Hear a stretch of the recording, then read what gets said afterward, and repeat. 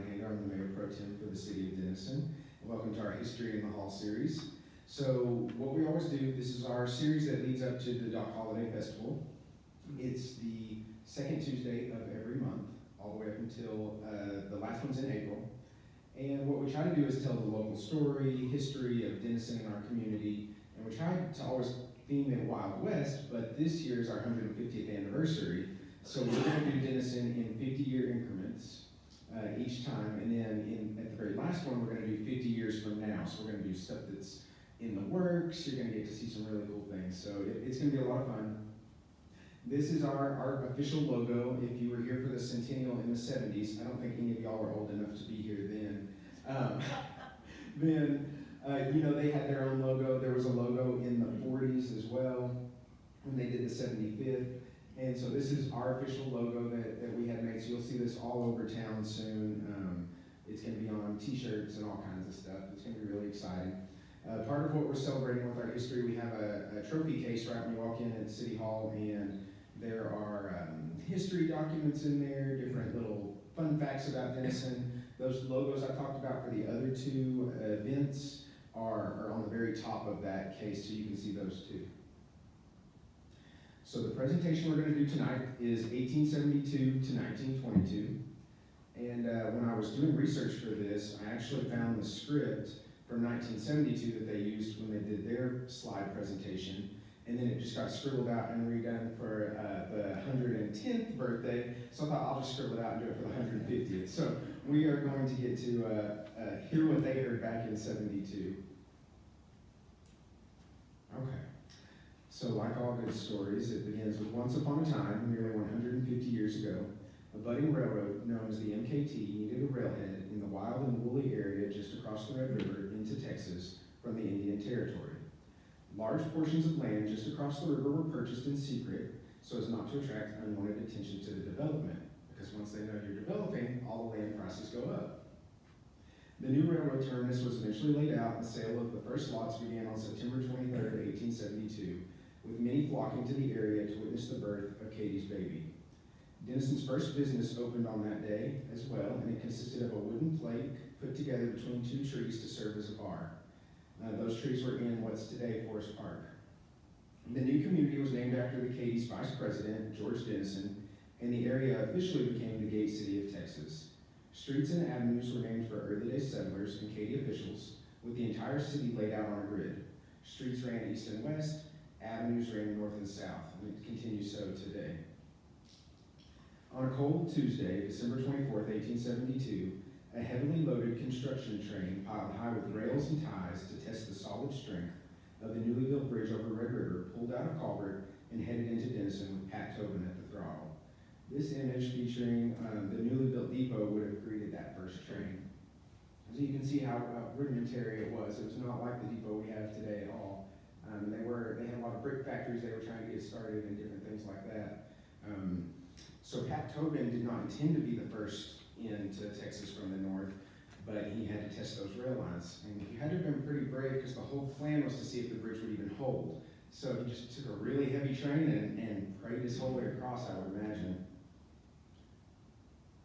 The next day, locomotive number 15 came into town with the whistle tied down to alert all that the first official train was entering Denison.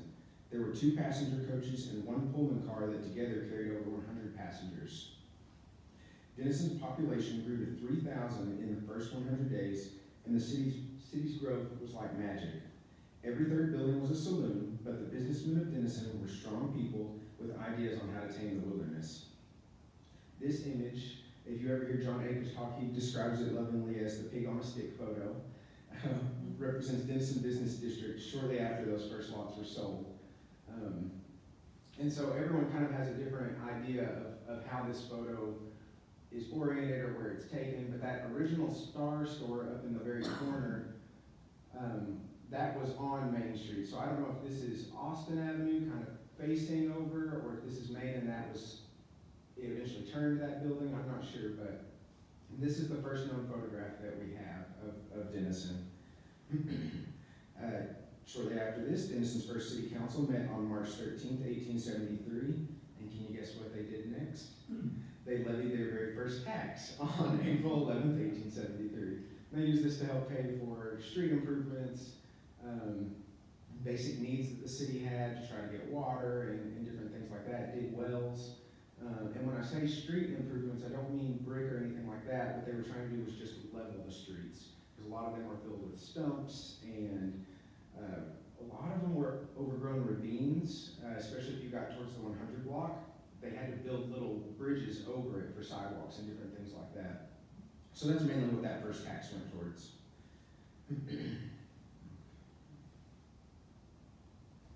So education was incredibly important to the founding fathers, and on May 7th, 1873, the Denison City Council, with L.S. Owings, a former governor of the Arizona Territory, acting as our mayor, selected a site on Main Street for what was to become Texas's first free public graded school. So they chose the 700 block of Main, which at that time there was a big uproar from citizens because it was so far out of town. How would the kids ever get to school? But as you can see from all the kids on the roof, they definitely got to school. They made it. Known as the Educational Institute, the school opened on October 12, 1874, and was incredibly popular. Just a few decades later, it was bursting at the seams, as you can see from here. It was later known as the Washington School, and it housed elementary school levels and high school grades. Here's kind of a stat for us. Between November 1875 and March 1876, more than 600 buildings were erected in Denison. The population of January 1876 was 6,000 souls. So in 4 years, we were up to a 6,000 person population, which is a huge growth. It's insane to even think about. In 1880, shortly after that, Grayson County boasted a total of 38,000 residents, more than any other county in Texas. If you've heard me talk before, you know Denison was destined to become a really big city, with the likes of Dallas or Fort Worth. But the railroad strike and a couple of other things kind of did us in. So this is what Denison looked like in 1876. So y'all have to come up and check it out. Not very many buildings, and if you look, they're very situated close to the 100 block where the railroad was. And the school does indeed look pretty far out there. So Houston Elementary, Denison's first, was a 2-story structure when it opened in 1886. This early photo shows the building before the tower was removed. That top tower was eventually taken off. And then this building is located at the present site of the Houston campus. In 1938, the original school was demolished and a brand new school opened for the new year with the help of Roy Finley and Sugar Bottom Merchants. Denison had a volunteer fire department from the early days, with the first bucket brigade formed in 1875. A formal headquarters was constructed at 320 West Chestnut in 1886 that housed the fire department on the bottom floors, the police, and then it had city offices on the top floor. And this building is still around today. It's just over on Chestnut, right behind Heritage Park, kind of. Traveling to a fire may not have been as fast then as it is today, but matching a team of white horses was just as dependable, and their hay cost a lot less than gasoline does today. Remember, this was 1972 when this was written, so I don't know about hay versus gas prices anymore. A bell atop the firehouse summoned firemen when there was a fire, and they would have it to ring 4 different tones that were used depending on which ward the fire was in. So then they would all come rushing there and head out. So 1886, when that police and fire department headquarters was built, our population had gone up to 11,000. So the Munson Block, another building that still exists today, was completed in 1888 for W.B. Munson, one of the original developers and founders of Denison.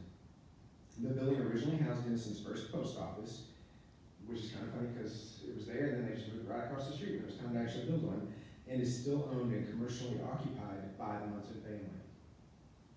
Their home was right behind this, their original Munson home, where the library is today. Thomas Volney Munson, brother of W.B. Munson Sr., was recognized throughout the world as one of the foremost nursery authorities and rose to fame by saving the grape industry of France. At that time, a root disease had threatened to cripple the industry, and the French government was so thrilled that he was able to send his cuttings that were resistant to this disease that they gave him the coveted Legion of Honor medal. Munson's historic home, Veneta, was completed in 1887 and still stands on South Myrick Avenue. Shortly after this home was completed in 1890, Denison boasted a population of 13,850, making it larger than the county seat, Sherman. This is not a historic photo of when Eisenhower was born in this house. This is just an older photo I was able to find. So know that, John. There wasn't much excitement outside of the Eisenhower home at 208 East Day Street when little Dwight Eisenhower was born on October 14, 1890. However, this would change as Eisenhower gained international fame when he was named Commanding General of the U.S. forces in Europe, then later the Supreme Commander of NATO forces in Europe before being elected the 34th President of the United States in 1953. Because of this, Denison rose to fame alongside its native son as the birthplace of a president. Not to be outdone, on October 14, 1890, the 21 Club was founded. This was the second oldest women's club in Texas, and they were the first in Texas to own their own building. So J.T. Munson, the third Munson brother, allowed the construction of the 21 Club building at the corner of Gandy and Scullin on some lots that he owned, and even gave a really large check to help pay off any indebtedness. So this was built in 1896. It's also where our first library was housed, although it was mainly only open to members of the club. They kind of did let other people in, but mainly the club members got to use it. In the 1930s, they found some subsoil conditions that threatened the structure, and so it was demolished. At that time, all of the books were transferred to different school libraries, Austin College, that kind of thing, and went to public libraries like that. Today, there are homes that occupy that site. So the Denison Cotton Mill was constructed at the end of 1890 and was hailed as the largest building of its kind west of the Mississippi River. An unincorporated community sprang up around the mill as workers constructed homes to be closer to their work site. The mill would remain in constant production after W.B. Munson bought the plant. His family would maintain this record for generations before having to bow out to overseas markets in the 1970s. The entire mill complex was burned in a spectacular fire in 1981, and now just, a few storage buildings remain. So if you go over Myrick and Coffin and look over to the west, that's where the cotton mill was, and all of those streets dead end at the cotton mill. The National Commercial College opened at 500 West Main on September 1st, 1891. The board of directors included Mr. Hanna, T.B. Munson, Mr. Roach, and Mr. A.H. Coffin. When built, the college billed itself as the largest business college in America with 86,000 square feet of floor space and a capacity for 1,500 students. So today, this is where Main Street Mall is, and several of those buildings right there, kind of over by CJ's.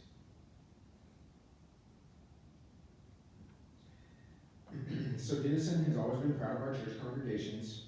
In 1898, St. Patrick's Catholic Church, arguably the most well-known church structure in Denison, was completed. The edifice was designed by Nicholas J. Clayton, an architect well known for his Victorian designs. So this is how it looked when they completed it. Here is his original rendering that we've got.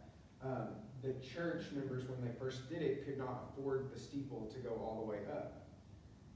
But we'll learn about why it has the steeple now in just a couple more years, just a couple more decades we got to get through. But they did follow his design, and a unique thing, when they were building this church, like I said, they didn't have a ton of money to make it the full design like he did, but a cathedral for the diocese was being built in Dallas. They heard that Sherman, the members of their Catholic church, were buying a stained glass window. So they pitched in and raised more money so they could buy a stained glass window and dedicate it right across from the Sherman one. Not because they didn't want to be outdone. The rivalry existed all the way back then. So this one's just for fun because I thought it was a really cool photo.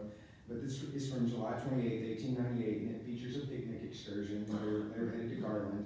So you can see our Katy Depot right there on the right, and then just past it, that taller kind of structure was the Mcdougall Hotel. And so they were attached, and they were not where the current depot is. They were further east. Kind of, the railroad tracks went on both sides of it. So you would come out of the depot, cross a bunch of railroad tracks, then get to downtown. Not to be outdone, the Methodists completed their new church on the south side of Main in April of 1899. Originally known as the Methodist Episcopal Church South, the new name of Waples Memorial was chosen following a substantial gift from E.B. Waples when the church was in its construction phase. This building would remain until 1965 when the present Mark Lemon landmark was built. So this church, the Methodist Episcopal Church, north and south were a lot like, they broke up following the Civil War. And so they had different ideals, but that's the big reason why Waples is one of the only churches downtown that's on the south side of Main, because they kept with that Methodist Church South logo thing there. They just decided to keep it south of Main. They were originally on Chestnut Street when they started as a mission, which was skitty at that time. So they built it right in the middle of all of the brothels to try to save the soiled doves. We'll learn about the merger of the North and South churches next time. So remember that. Remember the Methodist Episcopal Church South. So one of our greatest school institutions was St. Xavier's Academy. It was a Catholic boarding school that was founded in Denison on January 24th, 1876 by the Sisters of St. Mary of Namur, Belgium. The charter was granted the day after the Texas Constitution was ratified in April of 1876. So the first St. Xavier building was founded that same year, and it was just a wooden framed building that the sisters had. But then in 1900, they added this impressive 4-story brick building that was right across the street, diagonally from the Catholic Church. So the Academy occupied this space for nearly 60 years before it was purchased by St. Patrick's Catholic Church in 1961. They operated a parochial school and kept the sisters on as teachers until 1969, when the school was closed and the building was dismantled. Around that time, our population was about 11,800, so we had lost a couple thousand people, and that was mainly from the panic in the 1890s, which was a lot like a recession or a depression. So we were kind of really getting after it right then, and then that stopped all big major spending for a little bit. Also that happened in August 1900, Miss Bertie McLinn became the first woman in Denison to ride in an automobile. A crew from Sherman drove the car up and started giving rides. How long do you think it took them by car to get from Sherman to Denison? It took them an hour and a half. So, next time you're sitting on 75, backed up in traffic, just remember. So this photo is of the first interurban in Texas that ran from Denison to Sherman. It was created on May 1st, 1901. The new mode of transportation was the brainchild of this incredible man who created Wood Lake as a park between Sherman and Denison to entice patrons to pay for fares to get to the free park. It had a zoo and a swimming pool, and it had a casino, and they gave concerts out there. It was really impressive. The lake still exists today, but it's not a public park or an amenity or anything anymore. Also, things that happened in 1901. In May of that year, we also had our very first meeting of the Denison Alumni Association, and it was held on the lawn of T.V. Munson's home, which I think is kind of cool because the school ended up being nearly across the street from him by the 50s, so just kind of an interesting thing there. On September 22nd, 1902, the Denison Hotel opened in what was that National Commercial College building that I showed you. And it was accommodations were hailed as the finest around and comparable to those of St. Louis and New York City. So the school failed in the 1890s during that panic. It got reorganized, got sold, and became a hotel. And that would serve as Denison's main hotel. So when you see photos of that older 4-story building, that was in the 500 block, not where the hotel is now. Right, Mary? It's very important to us. So in 1902, December 5th, the First Presbyterian Church caught on fire. The fire began in the pastor's study in the belfry and consumed the entire structure. The building was the church, it was the first church edifice built in the city, and unfortunately was deemed a total loss, as you can see from here. This was what really called out the fire department in the early days for funding, is that when they went to go try to spray hoses on this, the hoses were rotten, and so they were just bursting out water, and they thought they could have saved it had they had enough pressure and enough good hose in working order. So this kind of taught the city that we needed to fund the fire department more, and that's when we actually had a funded department instead of just volunteers and bucket brigades, and actually were able to solve that problem for future generations, as we'll see. So this church was located where the chapel of the First Presbyterian Church is now, right at the alley. So this is Burnett, and right where those gentlemen are is the alleyway. At left would be where Bratcher Funeral Home is. The landing of the steamboat Annie P. on April 21st, 1905 was a red letter day in Denison's history. So for years we have been trying to say that the Red River would be navigable, just like the Mississippi River, that you could get here from Shreveport all by boat. So Denison, it was the early Chamber of Commerce, it was called the Board of Trade, and they partnered with this group out of Shreveport to build a boat. It was built by Mr. W.M. Porter, and he named it for his wife, Annie. And in the spring of 1901, the boat passed its inspection and it started its trip, and it was carrying plows and grindstones for Hall Lever Hardware and groceries for the Waples Platter Company. It did make it. It didn't make it for nearly 3.5 years. It took it a little bit to finally get up here, so they had to get some different groceries over time. But what they found was that it got stuck numerous times, and some of the train bridges were too low, depending on how high the river could go, because there wasn't the Denison Dam, so the river would swell, and then go back down and swell, and they actually had to cut off the smokestacks at some points to get under the bridge and then reattach them. So this was the only trip that a steamboat ever made to Denison, but we tried.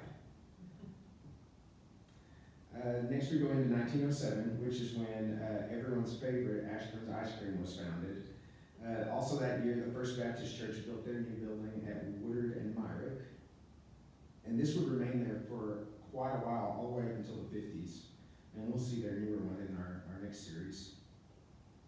On June 28th, 1907, there was a lot of excitement. Our first carload of brick arrived for us to be able to pave the streets. Each brick weighs roughly 8 pounds and is nearly 4 inches thick. One of these bricks, there's an example of them in the entryway in the left-hand corner of the display case. And so those were the first brick streets, actually the oldest that we can find, that were laid in Texas. And part of that was the Chamber of Commerce. They were really big on the Good Roads movement. So they started on Main, paved all the way to the high school, then went over and paved Woodard, then Chestnut, and then branched out from there. So before that, it was dirt roads, and they had a special city employee that got to drive a big wagon that sprayed water behind it to make the dust settle a little bit. So that was the extent of it. We actually had brick sidewalks before we had brick streets, because walking was how most people got to and from downtown. Okay, in 1908, J.T. Munson donated 120 acres of land to the citizens of Denison for use as a public park. This was the original entrance that was created in the 19-teens. W.B. Munson helped pay to have this erected. That was the main entrance to and from Munson Park.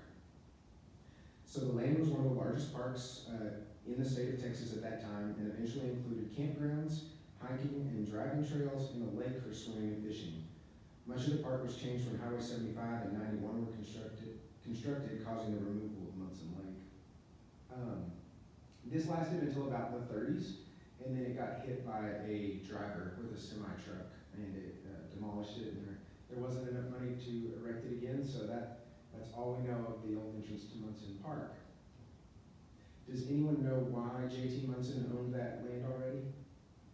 because that's where, when he arrived with his mom and dad, they built their house on Parnell, right there at the top, and they owned all the land behind it for farmland. So he donated that, and it's still known as Munson Park today. Let's see what else happened in 1908. June, Mamie Dosey became the first African-American pupil to graduate from a Denison school. While we had a school for white and African-American students, she holds the title of being the very first to graduate. So I just think it's a really cool little fun fact out there.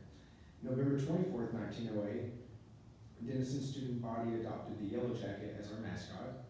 Before that, our mascot was the Raven, but students wanted to be Yellow Jackets, and I quoted them, because they wanted to make themselves felt in the world, as Yellow Jackets could do, which is definitely true.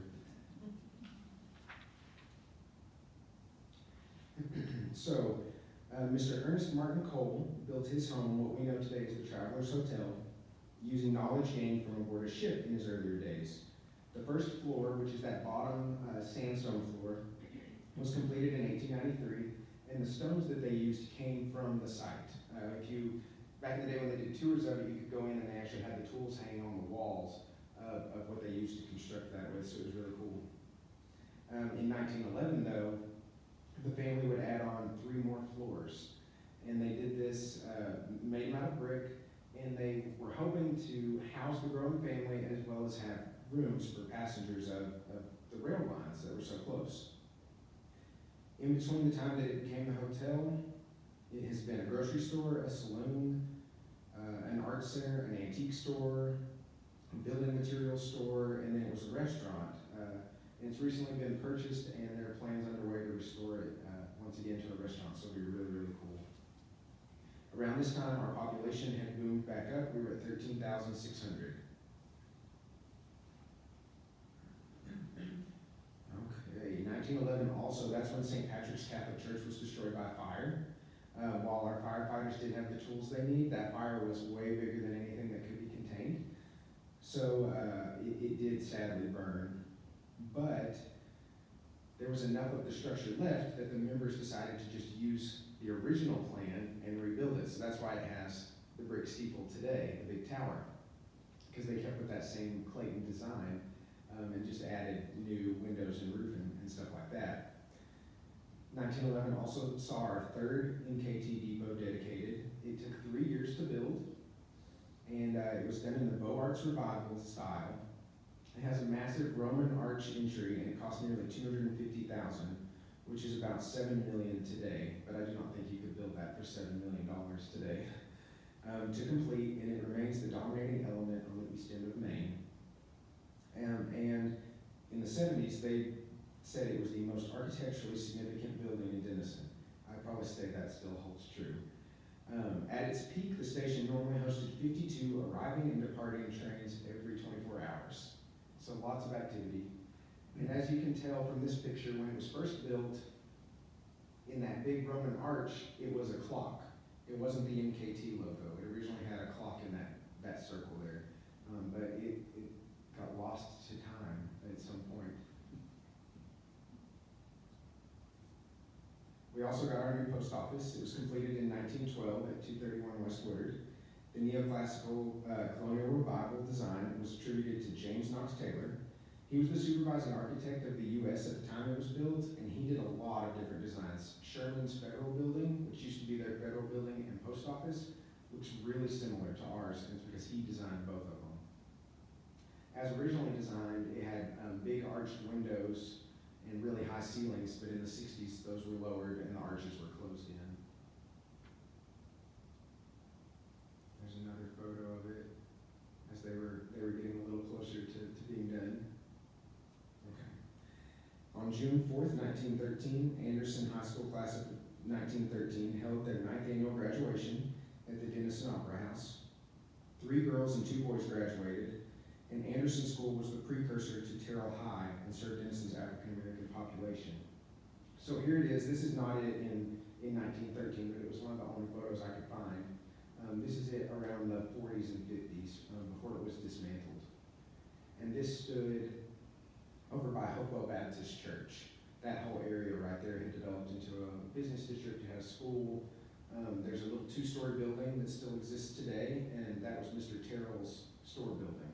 So kind of fun to see all that was there.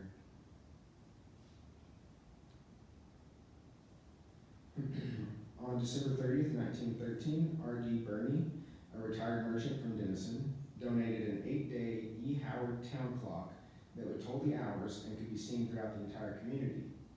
He donated it to the new high school that was being built. So this is one of the very first renderings they had.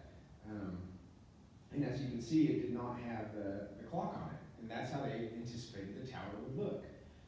But he was a very wealthy merchant, and he wanted to do something for the community. And so everyone said, well, why don't we give this clock? And so he did. They had to redesign the whole tower. They were able to keep that bottom part, and then they added the rest. And it would be installed just the next year in 1914, right before the school opened. And we do still have the clock hands, faces, and workings. I went on a tour of our city facilities, and it's in a huge crate, so I can promise you it's still there. Our first city hospital that we had in nearly 30 years, we tried in the 1870s. Hospitals just didn't take in Denison for some reason, so we just went without one. You just tried to heal yourself at home as best you could until February 11th, 1914, when the city issued bonds to build this hospital known as just City Hospital over on Hull. So this would later become the Madonna Hospital that many of us know today. Also that year, June 29th, a Mission Revival style First Christian Church was completed, and it began on October 28th. It took it about a year to be done, and it was where the current church is, right on the corner. When they built their church, they just demolished that building into the basement and then leveled it off with grass. So that big square in front of them is where the First Christian Church originally was. The same as with Waples, where their Circle Drive is. Their church used to sit right there in the middle. So that's what that First Christian Church looked, right on the corner. That cornerstone that's in the very front right, they still have that today, and it's by their main entrance. And so this was the new high school right after it was completed as well.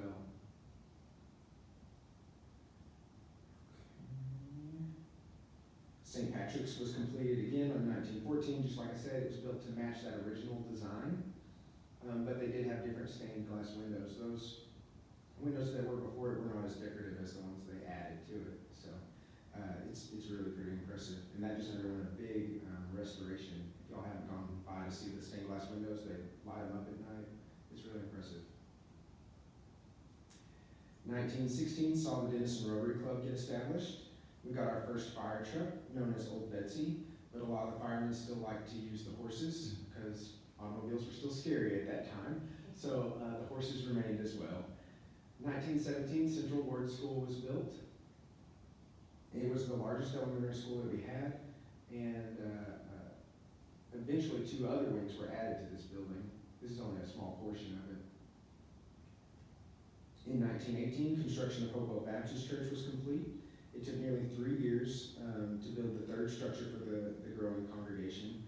U.S. Supreme Court Justice Thurgood Marshall spoke here in 1950 when Hopewell was hosted in NAACP Regional Convention. There's another picture of the church as it appeared around the 50s. January 30th, 1919, W.B. Munson donated 40 acres of riverfront property to be known as Riverside Park. So this today is where our wastewater treatment plant is. And it's on the east side of town, and we actually gave up the park long before that. It's not like we turned it into a wastewater plant, but that's what we eventually purchased some of the land back for. By 1920, Denison's population was 17,000. So that building that we talked about that was at 500 West Main, that was the commercial college, became the hotel. It burned on January 24th, 1920. Fire started in an elevator shaft. Firemen went, put it out, and then it relit lower in the shaft. Wind, they said they had almost 30 to 40 mile an hour winds, blew right through there and just fanned it to all 4 floors. It was the worst fire Denison had ever had at that time, and with a loss of $300,000, which is about $4 million today. The ruins of the hotel smoldered for 4 days and 4 nights before they were able to actually get in and assess the damage. And it would stand much like this for the next 2 years, because it was owned by a Denison stock company and they didn't have enough insurance to cover it, so it just sat there while they tried to figure out what to do.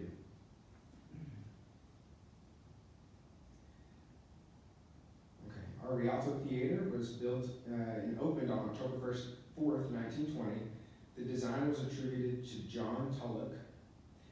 This caused a little bit of a stir because he was an architect from Sherman. And like I said, that rivalry was pretty strong. However, he had done really well in town, designing different homes like the Madden home that's at the corner of Tone and Morton. He designed that one as well, so people had some faith in him. The Mediterranean Revival-style building was the largest movie house we ever had, and it could seat 900 when it was originally built. And those seats had to been really tight to seat 900 people. In 1921, we got our Lions Club. It was organized on June 1st. On November 1st of 21, the Katy Hospital opened. It was financed with large backing from the Chamber of Commerce. The Chamber is the one that purchased all the land that the hotel sat on, which eventually is where Texoma Medical Center sat before it moved. It was built by the Munson Construction Company. They were also originally hired to build the Hotel Denison, but then the deal fell through and a different company was hired. But they constructed this building. So originally it only catered to Katy employees and their families. It later opened up to everybody once Memorial Hospital, which became TMC, located near the site. It was demolished in the 80s to make way for a hospital expansion. One little plant that just keeps chugging along was our Snow White Laundry. It started in 1922. It was originally established by John Mcdougall, who owned that Mcdougall Hotel we saw earlier. And the Cherry family joined in 22 and operated there for decades. It's still in business today, but not owned by the Cherry family. It still looks really close to that if you go and kind of look at it. We also saw the W.J. Smith wood preserving plant. It opened to serve the Mkt Railroad, so it made all of the railroad ties for them. 1922, in June, the Chamber of Commerce started planning for our 50th birthday. They were getting really excited. They started a committee, and then in July of 22, the railroad workers went on strike. Martial law had to be declared because it was a little intense here. And effective July 26, 22 at 5 a.m., the National Guard arrived and they set up camp in Forest Park. So that's downtown that you see in the background, and this is where present-day Forest Park and Munson Stadium are. A total of 536 guardsmen would occupy Denison during the strike, and as a result, we lost our locomotive shops. The Katy moved most of them to Waco, and that's what really started setting us back. Our population decreased from 17,000 to 13,500 within just 2 years. So a lot of abandoned homes, a lot of blight began after that happened. But we did also get to see Golden Rule School open in the Cotton Mill District. The Cotton Mill area was the largest unincorporated community in Texas at that time. The board that helped advise on the building of this school were W.B. Munson Jr., E.H. Hughes, W.C. Everett, and W.W. Clark. Peel and Sullenberger were the contractors, and again, John Tulloch was the architect. So he also designed this one as well. So we did get to end on a good note. So that's how we did in our first 50 years. We didn't get to celebrate like the rest, but here's our logo in color for everyone to get to see, and we hope that you'll come back next time for our next installment, which goes 22 to 72, and the further we go, the more pictures come in color, so it gets pretty exciting. Does anyone have any questions about our first 50 years? Okay. Thank you. Y'all are welcome to come up and look at these pictures too.